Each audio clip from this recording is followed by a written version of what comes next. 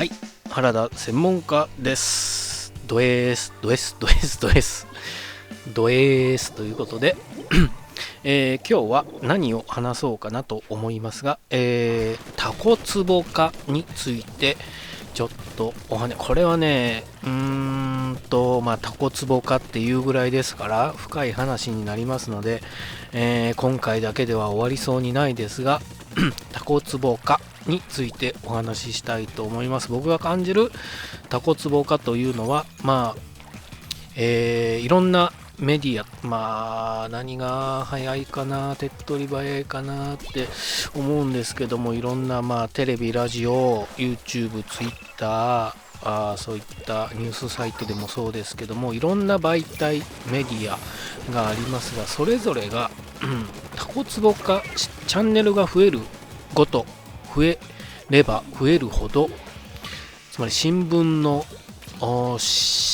社が増えれば増えるほど、読売、朝日、毎日、それから何がありますか、いろいろあるじゃないですか。そうやってテレビのチャンネルもそうです。富士、日テレ、テレ朝、毎日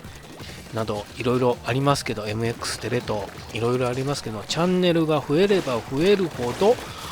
タコツボ化していきますよね。YouTube で考えると分かりやすいかもしれませんけど、 YouTube のチャンネルってだいたい個人、プロダクションに所属してて、いわゆる YouTube 有名 YouTuber みたいな感じでも、チャンネル自体はその人個人のチャンネルじゃないですか。そうやっていろんなチャンネルがある中、そのチャンネルが増えれば増えるほど、タコツボ化していく。タコツボ化っていうのは、これちゃんとした意味を調べてないので、ちょっと今調べましょうかね。タコツボ化、ちょっと待ってくださいね。タコツボ化。あとね、もう一つタコツボ化と言いたいのは、特に YouTube なんですけども、これ以前も話しましたけど、間をつまむみたいな編集が多くて、なんていうんですかね、こちら今考えてものを言ってるなとか、そういったことを考えさせない作り、他に目を移らせない、おそらくこのって言ってる間に、もういいや、他の動画見ようとかなっちゃうんですけど、それでも僕があえてその間をつままないでこうしているのは、一緒に考えるというか、考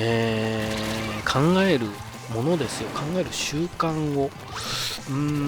奪わないようにしたいとね。見ててって言ってる間に、もういいやっていう考えになって、他のチャンネル見たりとか、もともと見られてないんで、なんとも比較ができないのは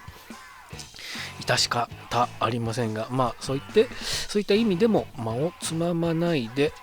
っていうか、これだけね、どのチャンネルもそうやって間をつまむような編集ばかりが多いので、逆にね、逆張りですよ、逆張り。間を持った、だから M1 でスリムクラブがボーンと出てきたみたいな感じですよね。そういった逆張りを言っても、言ってるところもあるといえばありますけど、そういった感じでつまんでおりませんが、タコツボがね、意味、海底に沈めタコが入るのを待って引き上げる素焼きの壺。戦場で戦士一人が隠れるために掘った穴。自分だけまたは仲間内だけの狭い世界に閉じこもっていて外部に目を向けないことの例え。業界のタコツボ化を懸念するという意味が3つありますが、この3つ目ですよね。自分だけ仲間内だけの狭い世界に閉じこもってしまう。つまりチャンネルが増えれば増えるほど、そういった自分だけの世界ね、それは決して悪いことではないですし、そこを掘り下げた商売、が成り立っているから、タコツボ化していくのも当然ね、そこで、金脈というか商売が成り立つからそこだけ掘り下げればいいと、なってしまう経済上の理由もあるとは思いますが、ことメディアに関してはチャンネルがあまりにも増えるとこういったタコツボ化が激しくなって、他にね、だから隣のチャンネルを見なくなる、意見を聞かなくなるみたいなことになってしまうんではないのかなとは思いますね。だから昔みたいにテレビのチャンネルも少なければいろんな意見があるということで、そのチャンネル一つにしてもね、いろんなことを取り入れてやってたんですが、だんだん多チャンネル化になっていって、CS の専門チャンネルかなんかね、特にそうだとは思いますが、囲碁将棋チャンネルとかね、それしかしないと、グリーンチャンネル、競馬のことしかしない、それはそれで助かるんですけど、それだけをずっと見ちゃうと、そういった趣味のものに関しては専門性があっていいのかなと思うんですけども、あまりにねそれだけしか見なくなってしまうのは視野が狭くなってしまう恐れを多分にはらんでいると思いますね。で、YouTube で僕はね、あんまりそんなにいろんなチャンネルを見る方ではないですが、例えばそれこそスプラトゥーンね、今やってるんで、スプラトゥーンの動画をいっぱい見ると、関連動画でいっぱいスプラトゥーンのいろんなチャンネルのね、動画がバーって上がってくるんですけど、その中で一つというかね、ゲーム系のチャンネルで引っかかってきたのか、おすすめというか、YouTube のね、AI に引っかかって、こう、画面に出てきたチャンネルの一つに、動くちゃんっていうチャンネルがあって、それ、女の子がゲーム実況をしながら日常を話してるみたいなチャンネルだったんですけど、そんなのとか、僕が今やってるようなことにしてはゲームとは全く関係ないですよ。延々してゲーム配信してるみたいなチャンネルであるとか、もう一つね、パーカーチャンネルという、大学生のぼっちのチャンネルが上がってきて、なぜそれが上がってきたのかわかんないですけど、そのパーカーくんって呼ばれてるんですけど、それもVlog、いわゆる Vlog、一人ぼっちの大学生が常日頃日常をつぶやいてるみたいなのがあって、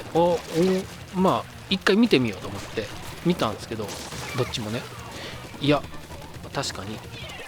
ャンネル登録者数とかめっちゃ多いんですよ。40万50万とか言ってるんですけど、全然僕はこれまで知らなかったじゃないですか。知らなくてみたいなことがそこかしこに起こっているっていうのは、これはね、いいことでもあり、やっぱり悪いことでもあり、悪いことでは決してないのか、いや悪いことではないけど、確かにそれは問題だなとは思いますね。やっぱりその世界だけでことが済んじゃうというか、物事が進んでいるような錯覚に陥ってしまうのはやはり怖いことだなって思いますね。それは先日の大統領就任式のね、議会に乗り込んだQ アノンのことにしてもそうですけども、彼らにしたらもうトランプの言うことが全ての世界だと、ね、中にはね、煽ってる人は聞けばというか見れば、煽ってる人はもう中でもいろんな人がいるのは確かなんですけど、中には面白がって煽る人、Q アノンを面白がって煽る人もいれば、純粋にね、他のことを何も知らず、他のことというか他の世界を知らずにトランプの言うことが全てだということで、向かっちゃってる人みたいなことになってしまう恐れがあるので、やっぱりこういったタコツボ科はね、なるべくこう待て待てよ、こう深いところに入り込んじゃっていないかというブレーキを踏みつつ、周りをね見回していかなくちゃいけないなとは思いますね。ちょっと時間が来ちゃったのであれですけど、もう図でね説明すると、こう狭い同じ容量、同じ例えば100人200人1万人100万人としても、縦に長いとかね、縦に長いのと横に広がったもの、底が浅くて横が広いのかね、縦に深くて横が狭いのかみたいな、同じ100万人でもそうやって見える世界は違いますよと。なるべくそうタコツボからないように気をつけていきたいですねというお話でした。これは続くかもしれません。はい、チャンネル登録と、高評価、あとコメントなんかもよろしくお願いします。